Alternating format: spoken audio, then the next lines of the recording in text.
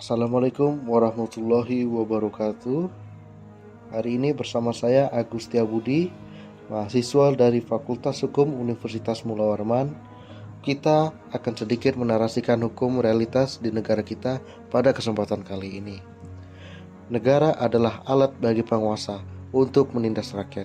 Begitulah statement yang disampaikan oleh seorang filsuf Jerman yaitu Karl Marx, yang mengartikan negara sebagai kekuasaan untuk mengeksploitasi hak-hak rakyat, sehingga nasib rakyat semakin terpuruk, sedangkan para penguasa semakin berkuasa di atas tahta kekuasaan. Sebab secara historis, rakyat telah menyerahkan kewenangan serta kedaulatannya sebagai seorang penguasa melalui sebuah perjanjian yang dinamakan oleh John Locke sebagai kontrak sosial, sehingga membuat para penguasa bisa berbuat sewenang-wenang dan bahkan menindas rakyat demi mewujudkan kepentingannya melalui kebijakan yang dilakukan atas nama negara. Maka sesungguhnya kekuasaan harus dibatasi agar tidak terjadi penyelewengan kekuasaan yang orientasinya pada penderitaan dan kesengsaraan rakyat. Untuk itulah harus ada hukum yang mengatur tentang ketertiban dalam masyarakat serta membatasi diri daripada suatu kekuasaan. Tetapi hukum juga tidak bisa dipisahkan dengan kekuasaan, karena hukum tanpa kekuasaan bagikan macam ompong yang tidak memiliki kekuatan untuk mengatur kehidupan masyarakat. Hal tersebut mengajarkan kepada kita bahwa dalam suatu negara harus adanya instrumen hukum yang digunakan sebagai rambu-rambu lalu lintas yang mengatur jalannya pemerintahan yang terhindar dari berbagai kecurangan, diskriminasi, serta pengeksploitasian hak-hak rakyat, sehingga masyarakat bisa merasakan kesejahteraan dan ketentraman hidup.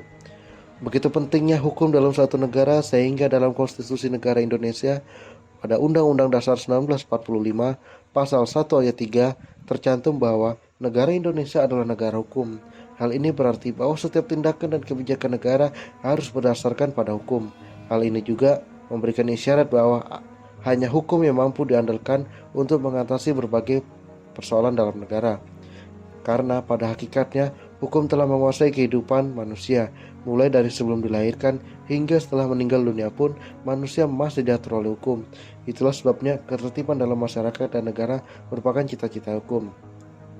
Namun, hukum negara Indonesia telah dirasuki oleh roh yang melihat hukum sebagai peraturan tertulis atau hukum positivistik, yang cenderung menganggap hukum hanyalah segejala normatif dengan mengabaikan pertimbangan-pertimbangan dari sudut pandang ilmu sosiologi.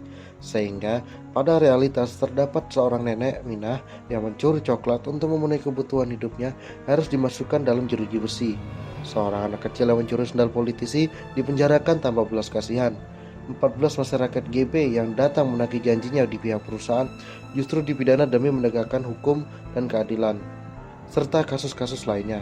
Sedangkan seorang pejabat negara yang mencuri uang negara atau korupsi dibiarkan bebas demi melindungi hak-hak demokrasinya, yakni hak-haknya untuk merampas dan menikmati uang negara. Sungguh ironis hukum di negeri ini.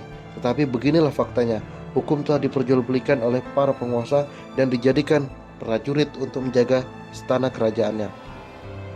Pada titik inilah mau tak mau kita harus sepakat bahwa ada semacam penekanan dalam internal hukum yang memberdaya bahkan memperlemah penegakan hukum, sehingga tujuan hukum menjadi absurd.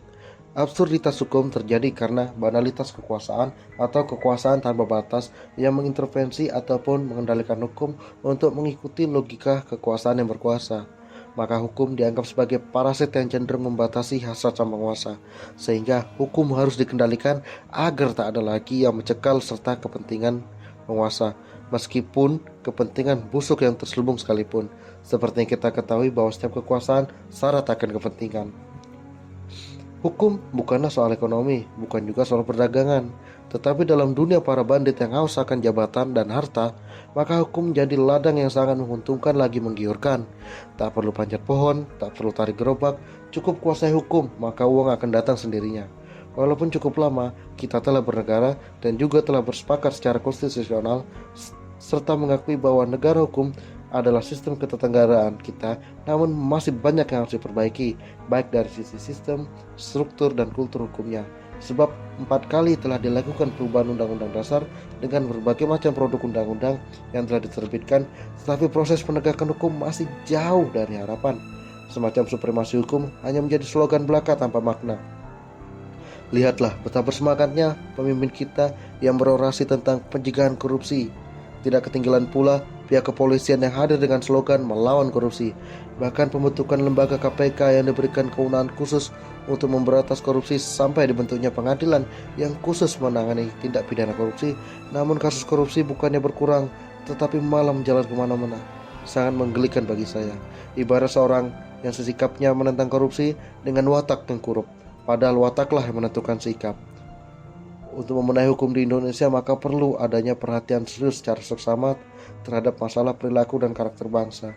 Kehidupan bangsa tidak hanya menyangkut urusan teknis tentang cara hukum seperti tindakan hukum, tetapi menyangkut soal pendidikan dan pembinaan perilaku individu dan individu, soal yang lebih luas. Karena bangsa Indonesia selama ini masih berurusan dengan aspek perilaku. Hal ini dapat kita lihat dari masih banyaknya sebagian orang yang belum ada kesadaran tentang hukum.